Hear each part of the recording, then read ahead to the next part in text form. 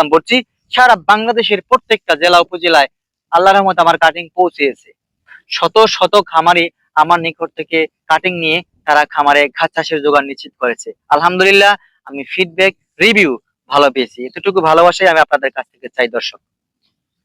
আর প্রায় 4টা জাতের ঘাসের কাটিং বাংলাদেশে এখন অ্যাভেলেবেল চাষ হচ্ছে। 4টা জাতি আমার কাছে রয়েছে, যেমন ইন্দোনেশিয়ান স্মার্ট নেপিয়ার, জারা one hybrid, American Guatemala, Taiwan hybrid, এই 4টা ঘাস দর্শক।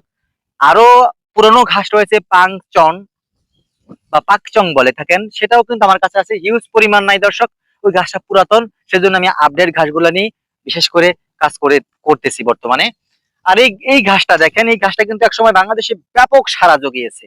এমন একটা সময় গেছে সারা বাংলাতে কাটিং নেই, কারো কাছে কাটিং নেই। আমরা কাটিং উদ্যোক্তারা কাটিং না বলতাম যে ভাইয়া কাটিংটা শেষ হয়ে গিয়েছে।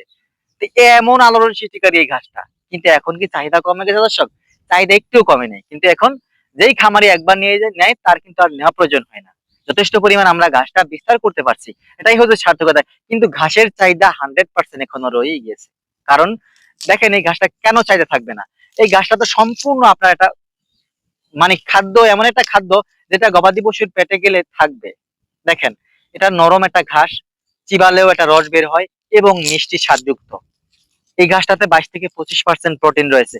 আর দেখেন কাঠিটা কত সুন্দর। এই কাঠিটা কিন্তু ফ্রেশ কাটিং আপনাকে রোপণ করতে হবে, যদি আপনি একটা ভালো মানের ঝাড় পান। এরকম এরকম একটা কাটিং রোপণ করতে হবে দর্শক। আর এটা কিন্তু নরম, চাপ দিলে ভেঙে যায়। আর যদি মেশিনে প্রসেস করেন একেবারে ভুসি ভুসি হয়ে যায়। একটা ফ্লেভারই অন্যরকম গাছটার। এই গাছটা এখনো চাহিদা সম্পন্ন ঘাস, ইন্দোনেশিয়ান স্মার্ট নেপিয়ার ঘাস। চাইলে আপনি স্ক্রিনে দেওয়া নাম্বারে যোগাযোগ করে কাটিং সংগ্রহ করতে পারেন। স্বল্প মূল্যে কিন্তু কাটিং দেওয়া হচ্ছে। আর এই মুহূর্তে যদি আপনি অর্ডার করেন এই ভিডিও দেখে, তাহলে তো আপনি 100% জিতবেন দর্শক। কারণ নতুন প্রজেক্টর প্রথম ধাপের ঘাস পাওয়াটা খুবই টাফ।